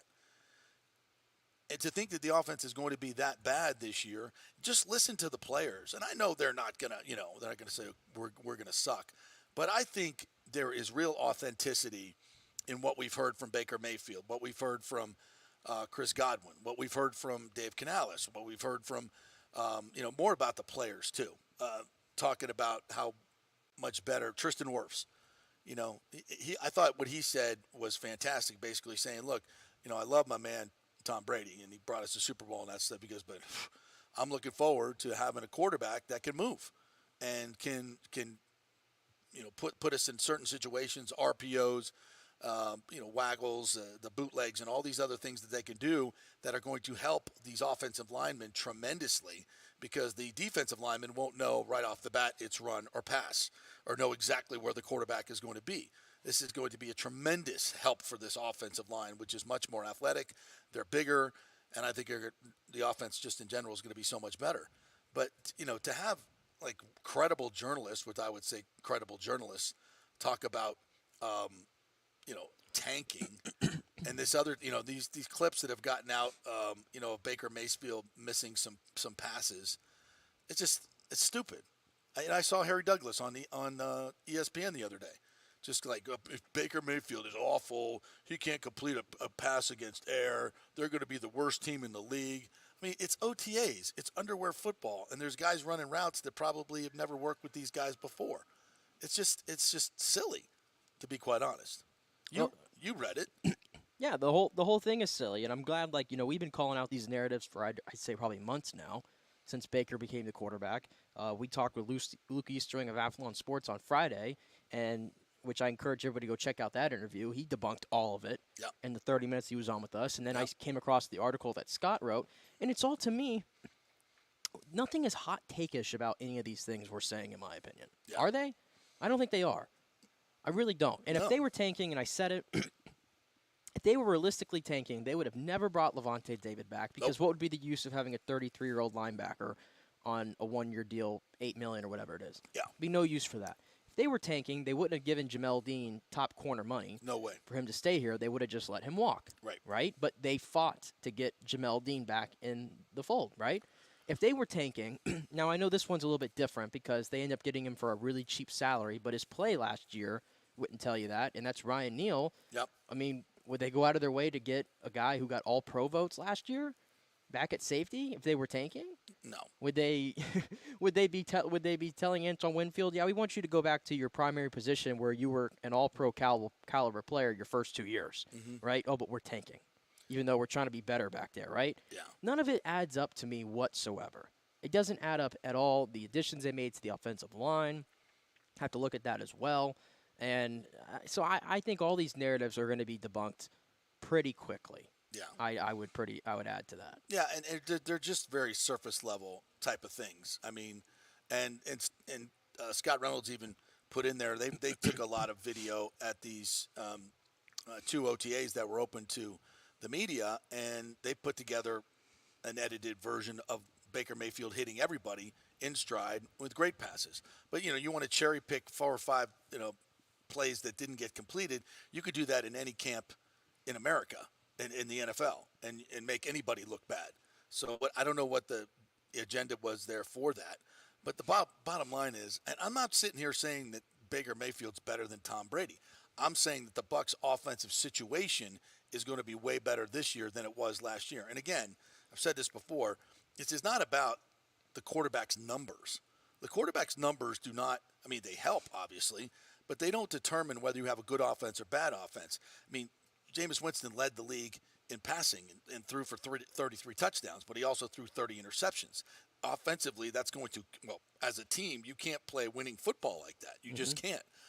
There have been years when certain quarterbacks will throw for, 3,800 yards, 17 touchdowns and 3 interceptions, and they'll say, well, he didn't turn the ball over. Yeah, but how many games did you win? How many points did you score? There is a fine line between being, a check down Charlie and getting a great completion percentage and having a great touchdown to interception ratio. But if you're only throwing for 3,300 yards in this league and 17 touchdowns, you're not winning any ball games. You're not. Your numbers might be okay, but you're not winning any ball games. You've got to push the ball down the field to score points at some point. You have to do that, or defenses will. Look at the Bucs last year. They refused to push the ball down the field because Brady didn't want to get hit. And he wanted to get the ball out of his hand. It was either going to be a dirted ball, throw it away, or short completion because he didn't want to get hit. And he wouldn't take the time to stand in there and take the hit to force the ball downfield. And that's the Tom Brady we got last year. That is not – and the fact that he's gone is a plus because we didn't get the real Tom Brady last year. And so, again, surface evaluations by national media who aren't really – and this is not to say that the Bucs are going to win 15 games this year. No. That's not what I'm saying. I'm just saying I think they're going to win more games, not measurably more. They won 8 in the regular season. I think that 9, 10, maybe 11 if they're super healthy. On the high end of what they can do. Yeah, super healthy. But that's 9, 10, 11 is going to probably win you the division. 10 or 11 will definitely win the division. 9 might win the division. So we'll see. But that's why I'm so excited to see this team play. And I think there's going to be a level of, it's a collective now. It's not just one guy getting all the attention, not one guy. The thing about Brady is he rarely got the blame from the national media. He'd get, if he won a game in a comeback fashion. Well, he got blamed at the end of the year when Leftwich got fired. Right. Yeah. Which is again not employed still by anybody. So that tells you everything you know about Byron Leftwich. But I was going to bring this up too, because there's a lot of discussion going on about obviously the quarterback competition and how the Bucs are sort of handling this. Right. Yeah. And Bowles and Canales seem to be pretty lockstep on what they want to do, and that's take this all the way through this whole process in the regular season to see what they have, right? And you have some people who want to see them name a starter right now. I've seen that kind of narrative come out. And I think Canales actually addressed this weekend. He was on a Fox 13 podcast called No Days Off. I believe this was with Kevin O'Donnell, by the way. Okay. And I won't read the whole quote, but I'll try to paraphrase it here. I think it's just partly respecting the team, respecting what's best for everyone, and then also respecting Kyle's process. And he goes on to show that he hasn't gotten an opportunity, obviously, with Brady being here. Right. And then he moves on to Baker. He knows that Baker would love to be named the starter, but he's been told no a couple of times the past few years. And so they think they owe it to both of them and to the team to put the best guy out there. And this is the process that they've chosen to do that. So the whole thing that was being kind of talked about here was he used the word respect. Mm-hmm. That he's trying to respect Kyle and Baker and the team by dragging this process out through the entire offseason. Yeah, even your word choice there, dragging it out, it connotates something negative. Yeah, you could frame it another way. Right. It's not meant to be negative. It's a competition.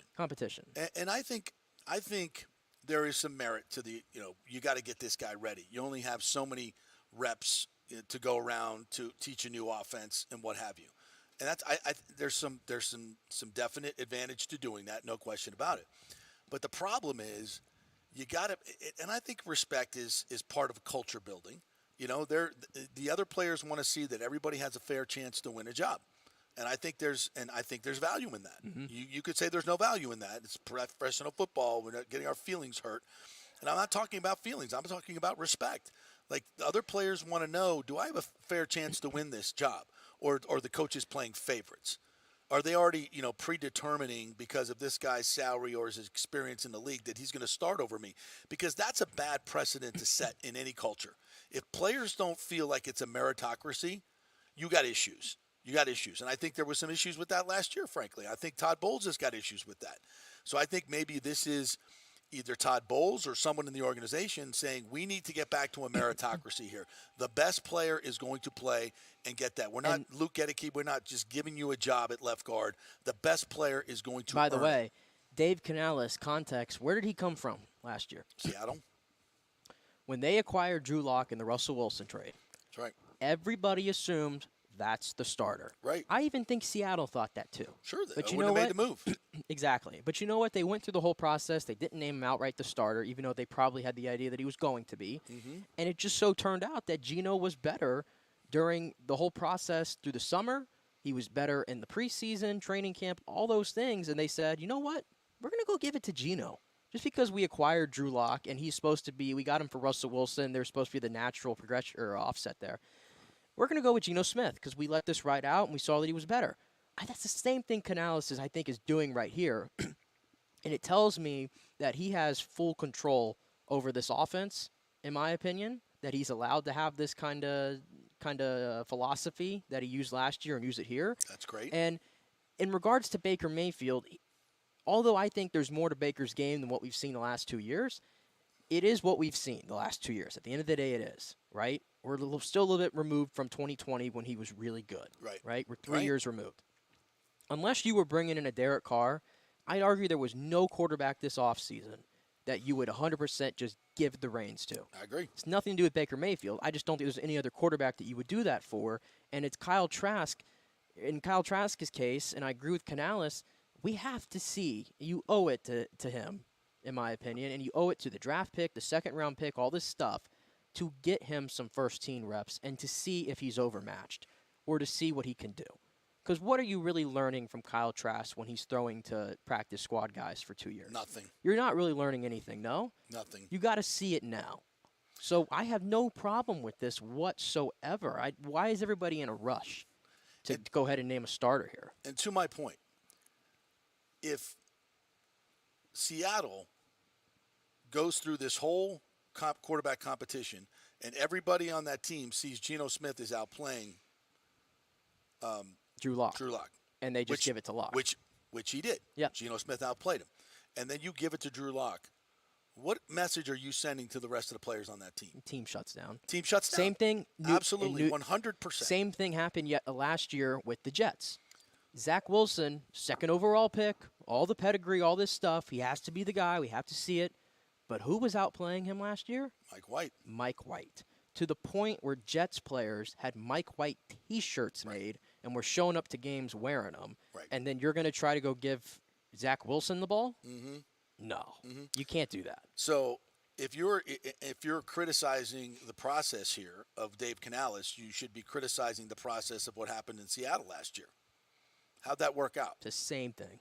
How'd that work out? Did not work out. Well, it worked out pretty well in Seattle, actually, last year. And I have other examples to go off of, by the way. That's what I'm saying is if they just gave it to Drew Lock, like some people are saying here, you just give it to Baker Mayfield, and Geno Smith's outplaying him in practice. I mean, I guess you could say Geno Smith wouldn't have got the opportunity if you just gave it to Drew Lock, and there you go. That's even worse. Mm-hmm. So you can say what you want about Kyle Trask. I don't care who you are. You don't know. You don't know how good Kyle Trask is. You don't know, I don't know, and nobody's going to know until he gets a fair shot. He might be as good as Jalen Hurts, who was also a second-round pick. He might be. You don't know that. I don't know that. I know this. Every time Kyle Trask has got an opportunity in games, he's delivered. And he's delivered. He put up big numbers at Florida. So to sit here and say that, oh, Kyle Trask is not good, he hasn't done anything in 3 years since he's been here, that's just dumb because he hasn't gotten an opportunity. Tom Brady ran that room, and he wasn't. And Kyle Trask was never going to get any snaps. Tom Brady handpicked Blaine Gabbert to be his backup. That's what you. It's a different relationship. Kyle Trask never got the opportunity to outplay Blaine Gabbert. So that whole narrative of, well, he hasn't done anything since he's been here is just silly, quite frankly, because he hasn't gotten any opportunity. So let's give the guy a chance, and let's let this process play out just like it played out in Seattle. And maybe you'll get a quarterback. I mean, if Kyle Trask goes out there and completes 70% of his passes for 4,282 yards, 30 touchdowns, and 11 interceptions, will you be happy with that? Yeah. Hell yeah, you will. That's Geno's numbers from last year. And none of you had Geno Smith putting up those numbers last year. So, he's the comeback player of the year. To me, that just proves that this process that you're undertaking, which Dave Canales actually just went through last year, is the best process.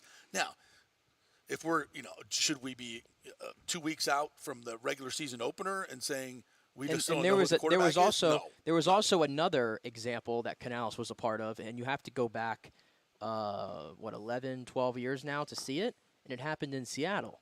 If you recall, the year that Russell Wilson was drafted in the third round, who did Seattle give a big contract to in free agency? Who was that guy? Matt Flynn. Matt Flynn, right. Yeah. Matt Flynn. Yeah. And everybody said, okay, Matt Flynn's going to be the starter. Because he started like 4 or 5 games. At the end of the year for Rodgers when he was hurt. Yeah. And guess what happened? Russell Wilson outplayed him during the process. Beat him out. And was the starter. And the rest is history. 2017, the Bears, guess who they gave 3 years, $45 million to? Mike Glennon. Yeah. Guess how long Mike Glennon was the starter for? About 3 weeks. Yeah. Before they moved on and went to Mitch Trubisky. Right. The more talented player, obviously. Yeah. There's so many examples of this. Of course, they drafted Trubisky high. He was going to get to play at some point, but the my Russell point Wilson, is there's Russell Wilson, and those are two examples that Dave Canales has been a part of there. Gifting guys jobs is not a good culture setter. It's not a good culture setter, and giving guys the opportunity to compete makes everybody better. So I am firmly in the camp of let these guys compete. Now, 3 weeks out from the opener, you better have a starter because you got to get that guy ready to play. Yeah, and that's still plenty of time to get up. Yeah. There's just no need to rush this stuff right now. We're in June. We're playing in underwear right now. You got the mandatory OTAs. You got the voluntary OTAs, which all these quarterbacks are on. And trust me, if Canales is doing it right, and I trust that they are, every one of these practices means something. They're getting charted, they're getting taped, and they're getting evaluated. So you do that. All these practices they're undergoing right now, training camp. You're going to have about a month, 6 weeks of training camp before you get to training camp. Starts in late July. Yeah, your first game is the second week of September. Unless they've been doing it off-site. 7 weeks. Unless these guys have been doing it off-site, which is possible, nobody's even thrown to the number one receiver on this team. Mike Evans. Nobody's thrown a ball to him. Yeah. I don't even know if Kyle Trask, how many balls has he been thrown to the guy in 2 years? I could probably count on one hand. Not many. Because Brady would always jump up and take the reps with Evans and Godwin. Yeah, that's fair. But I'm just saying, it's like that's why it's so silly to go ahead and name somebody when I haven't even seen these guys throw against a real defense that's coming at me in training camp when we're simulating the situation and throwing to your number one receiver when he's on the field. Yep. So I think there's culture things to take into consideration here, and they're not insignificant to me. You put a player out there that is being outplayed, everybody in your locker room knows it, and it just completely fractures everything, accountability. You lose confidence in your coaching staff, and that's a disastrous place to be. All right, we'll take a quick break. We'll come back on the other side. Chris Lugo is going to join us at 11:45. You have any health questions about your diet? Maybe you got some issues with your foot, your shoulder, your knee. Put them in our comment section or put them on social media at FanStreamJP, at the JP Peterson Show, and we will pass them on to Chris Lugo, the medical director at Bay Area Modern Medical Center, when he joins us at 11:45. When we come back, we're going to do a little college talk, football, softball, baseball. Some NBA as well. A little NBA. We'll get that in because we watched the Heat win last night. Maybe a little hockey. So hodgepodge coming up next.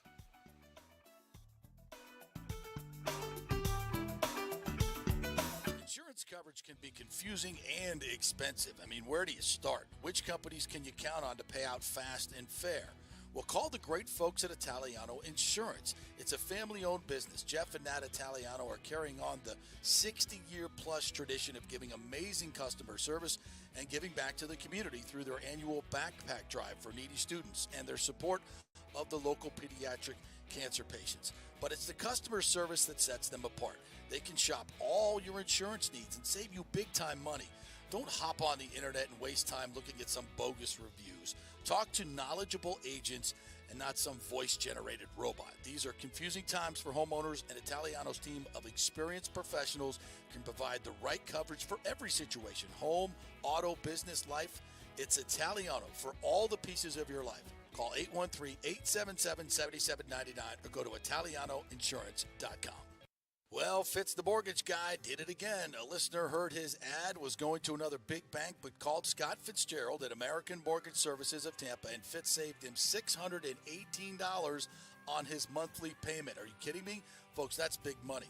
Rates are going up, they're going down, they're going all over the place. Scott will shop your loan and save you lender fees and get the best rates. Email him, scott@amstampa.com, or call 813-294-7595. That's Fitz the mortgage guy.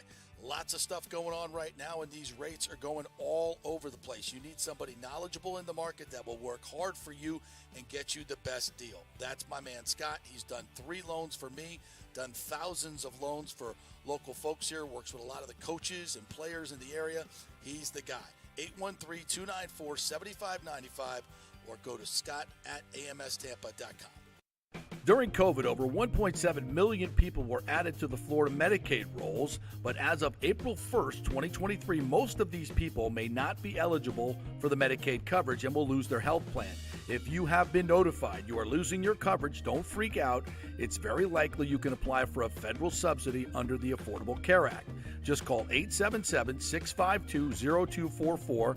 Our representatives will walk you through the whole process, get some basic information on your income, number of kids, and then they'll find a plan that best fits your needs. In fact, with the new laws, 90% of Americans qualify for reduced or free health care. You can select great plans like Florida Blue, that's my carrier, love them, paying $800 left after making the call. 877-652-0244.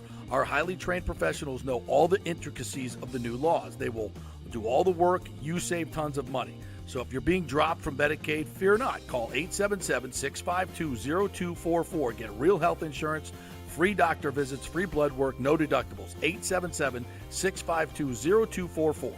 Hey, JP here for Extravaganza Productions Incorporated, EPI. You've probably seen their purple logo at so many events that you've gone to. They are based in Tampa, and for over 33 years, they've been creating and producing conferences, meetings, and special events, the biggest to the smallest. Solid reputation of delivering the best audio-visual, sound, lighting, entertainment, video production, and decor on time and on budget. I've worked with them with so many big events. The Warrior Games, which was an Olympic-style event all over Tampa Bay, from McDill to the Convention Center to USF. They did it flawlessly, made it look big and fantastic. I've worked with them on small events as well, large and small meetings and conferences, sporting events, fundraisers. If you got a fundraiser, you don't know the logistical way to pull it off, they'll take care of everything. Entertainment events, branding events, grand openings, so much more. The folks at Extravaganza Productions are the most professional and the best. I've worked with them many times. They are fantastic. You can contact them through extravaganzaproductions.com or call 813-621-4700. Extravaganza Productions, they are awesome. Ladies and gentlemen, Let's rock. This is FanStream Sports with JP. All right, welcome back to the JP Peterson Show, brought to you by the Jeeves Law Group. If you've had your car totaled in an accident and did not get a fair settlement, which is pretty much the way the insurance companies handle things, you may have a case. So give the good folks over at the Jeeves Law Group a call. Just contact them through the website, jeeveslawgroup.com, and they will help you out. Scott Jeeves, you've had him on the show many, many times. Big Gator fan, great dude, and a very aggressive lawyer. You definitely want him on your side if you have any issues. So it's the Jeeves Law Group. Just give them a call over there. Free call. They'll let you know if you have a case in anything, whether it's stuff at work or maybe you got some property issues or whatever it might be. Just call the good folks at the Jeeves Law Group. All right. The Miami Heat last night, 47% from three-point range. 47%. But I will say this, way too many open shots. The Nuggets did not play great fourth-quarter defense. They had a 15-point lead in this game. They went on a 41-14 run at one point. The Nuggets did. They're the better team. I would not say this, all of a sudden the Miami Heat are back in this series. I think, anytime you're going to make 47% from three and you only win by 3. Well, here's the difference, though, is they actually, Mike Malone, I watched his presser yesterday. He was not happy. He was not happy, and he said that, you guys all thought I was mad because was going crazy because I said we didn't play well after game 1. And he brought up a good point. Miami got the same looks in game 1 they got in game 2. They just made them this time. And that's kind of how three-point shooting goes, as we know. But what's so impressive about Miami, listen to this. This postseason, 4 wins when trailing by 8+ points entering the fourth quarter. 4. That's the most in a single postseason in NBA history. The rest of the NBA this postseason in those situations is 1-41. Yeah, they've come back from double-digit deficits many, many times. They're just never dead. Yeah. And you know what's so impressive? When they were starting to turn that game and flip it over in the fourth quarter, you know who wasn't out there? Jimmy Butler. Jimmy Butler wasn't even out there. They were running it with Gabe Vincent, Duncan Robinson, I think it might have been Strus, or Kyle Lowry, rather. Yeah, Strus finally hit his open shots. Zeller and Adebayo. They were running it with those 5 guys, and they were taking it to Denver offensively. I mean, that's what's so impressive about them. It's a different guy every night. It's no longer, you can no longer say Butler's carrying them. Yeah. I mean, he made shots at the end of the game yesterday when it really mattered, but they're getting it from everybody right now. Spoelstra is just a great coach. He One really of is. our commenters mentioned that. He just, and that comes from Pat Riley. That comes from a brain trust at the Miami Heat that they're just always good. They know how to find players to fill roles, and Spoelstra knows how to make adjustments. And there's this weird stat. So in the Nuggets' losses, Jokic is averaging 41 points a game in their losses. Yeah. So there's this whole idea of you just play him one-on-one, take away the passing lanes, and he can't get everybody else involved. And those other players aren't good enough necessarily to get their own shot on their own, and they just become a less of a team. Well, did you notice he only had 4 assists yesterday? Yeah, When was the last time you've seen Jokic have 4 assists? Yeah. Now, I'd argue he was still making plays and putting the guys, they just weren't making shots. Right. And again, that's sometimes that's just going to happen. In the end, we can talk strategy all we want and effort and all those things, but when you're hitting 47% from 3 as opposed to 27%, that's all it takes. Yeah, they're not. I mean, the Heat aren't that bad of a team, but they're not. I don't think they're as good as the Nuggets. But when you hit 47%, you're going to beat anybody. Yeah, but I still think Jokic. I mean, the way he played though, especially in that third quarter, especially the way he closed that third quarter, that guy is a one-man just wrecking ball. Yeah, he goes towards the rim. Have you ever seen anybody and I think Jeff Van Gundy said it yesterday on the broadcast. When he, it looks like he's just kind of just throwing it up there, but it hits the rim so soft. Yeah. And that's why it just goes in every single time. Again, just one of one. I still come away so impressed with Jokic. Yeah. He is not the reason why they lost that game last night. He's furthest away from that. They didn't get enough scoring from everybody else. Yeah. Jamal Murray had a very quiet night last night. And he had a good look at that 3. I want to say a great look, but a good look. Almost nailed it. Yeah.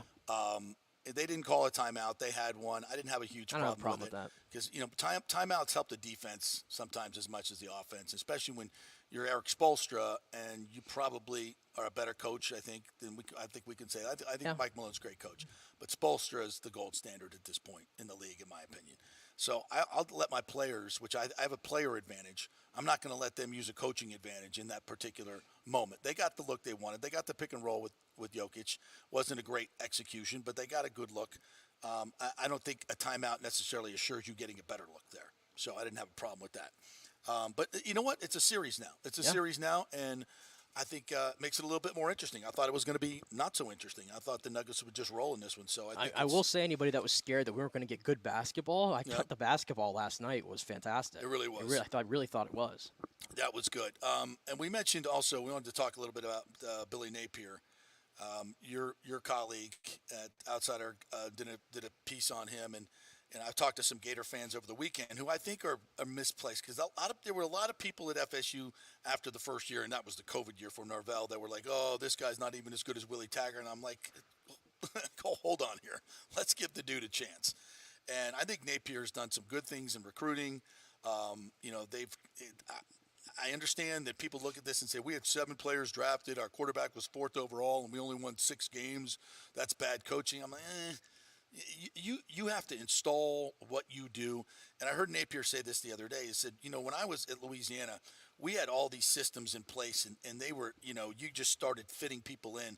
He said, the amount of time that I've had to spend with my NIL and my portal and trying to figure everything out and get it the way we want it to get is just ridiculous.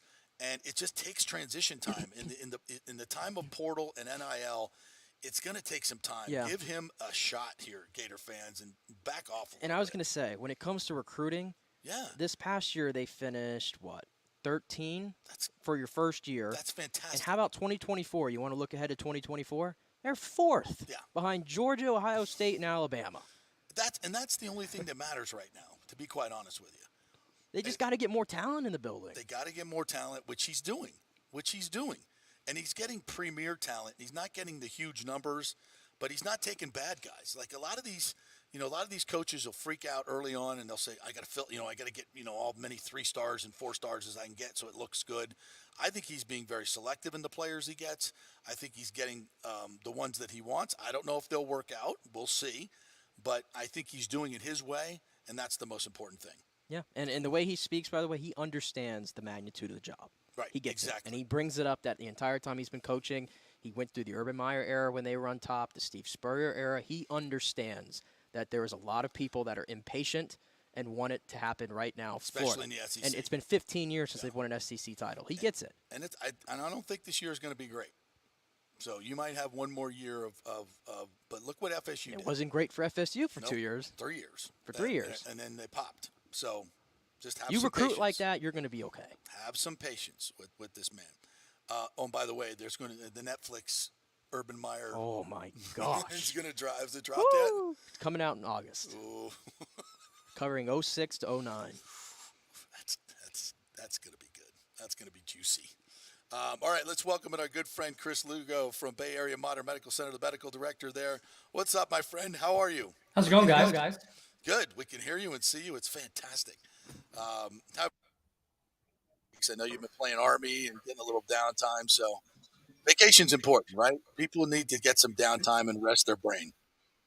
I think the Europeans do it better than we do. They're always out for most of August and September, and they're taking some R&R with family and friends. And we, on the other hand, like to work things to the bone, and I don't know why we're bald and gray at 40 years old, right? So.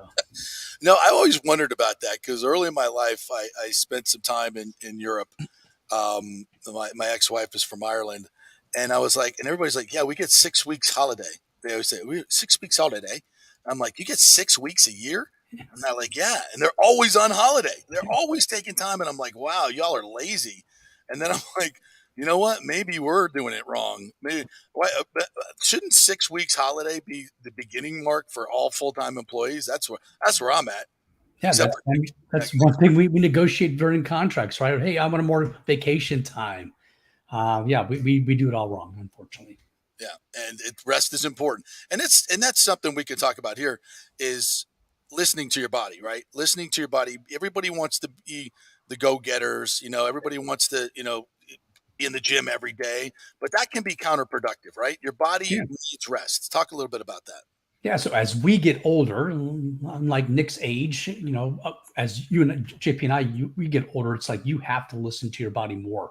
You have to have those more down days for recovery, as opposed to when you were younger and you had growth hormone, you had testosterone, you had those hormones where you can counteract things. I mean, I was listening to my 22-year-old niece over the weekend. She's like, I can't drink like I used to a few years ago. I'm like, really? Like, sucks getting old, doesn't it?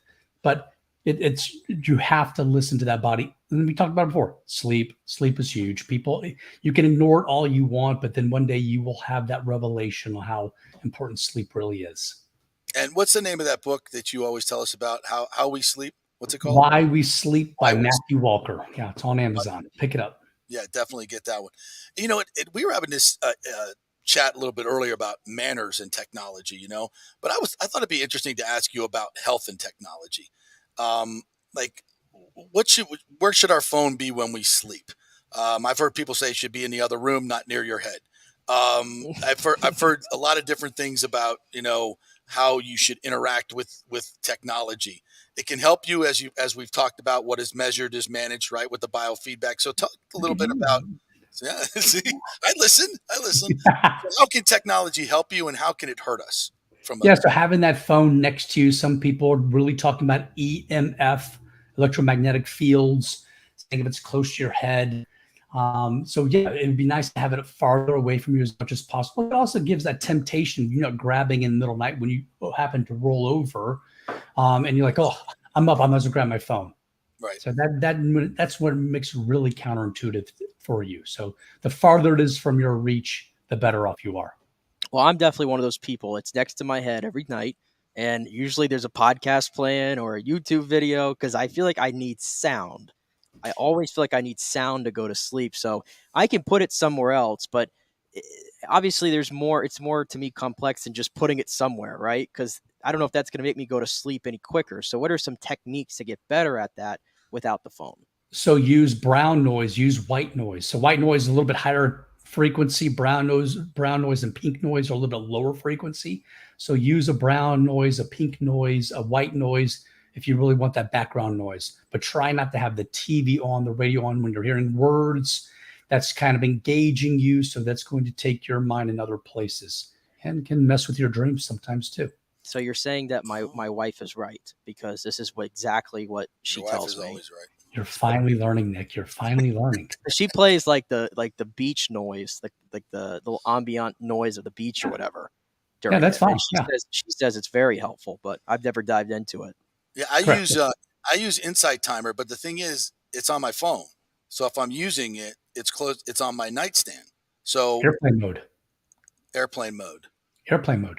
Take it off the 5G. Put it in airplane mode.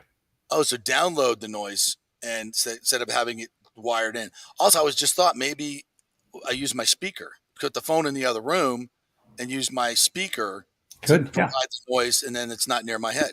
Correct. Yeah, another way to do it.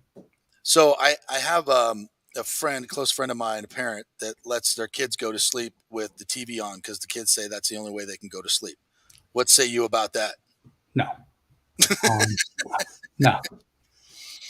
Why is that bad? This is an adult conversation, so we should say the bedroom is for two things only: sex and sleep. That's anything else. Nothing. There should be no electronics in your bedroom. Really, truly. You don't have a TV in your bedroom? I do not. No. Wow. Now, but what do you two do for a living? Well, we watch sports. You watch sports, right? That's what you do for a living. But still, you should have it in the living room, not in the bedroom. I can't imagine not having a TV in my bedroom. Sorry. Did you have a TV in your bedroom, JP? Yes, of course. You did? What, growing up? Growing up, yeah. Let me think. No. You were bougie if you were then. No, I did not. I was trying to think of, I had a record player. Me too. I had a cassette player. Me too. An 8-track player at some point. But no, I never did have a TV. I always had the TV, and I'm telling you this, when me and Casey moved into the new house, this is what I had. This was the one thing I fought tooth and nail over, was getting a TV for the bedroom. She never had a TV in the bedroom her entire 23 years of living at home. I always did. I'm loving and it. I fought Never for yet. that TV in there. But I can hear people saying right now, especially my girlfriend Ashley, we like watching shows together at night in bed. So we're watching our living room. What's wrong with the living room? It's downstairs. It's Okay. not as comfortable. It's not as comfortable. Okay, get a new couch. And I'll end up falling asleep on a couch. So all right. I mean, or you could just shut it off. Make sure it's shut off an hour and a half hour before you go to sleep. Shut it off, and that'll be okay too. The big thing, the scientific takeaway here, I know I'm being a little condescending, but the scientific takeaway is when your mind starts to associate that room with electronics, it's not going to get a good restful sleep. So if you read the book Why We Sleep by Matthew Walker, they will tell you that no electronics. And that's a little feng shui too. No feng shui. Chinese, they don't believe in electronics in the bedroom either. Interesting. Yeah. And they've, that's 5,000 years of you got it. Yeah. Right there. So a little something there. And also there's these blue glasses.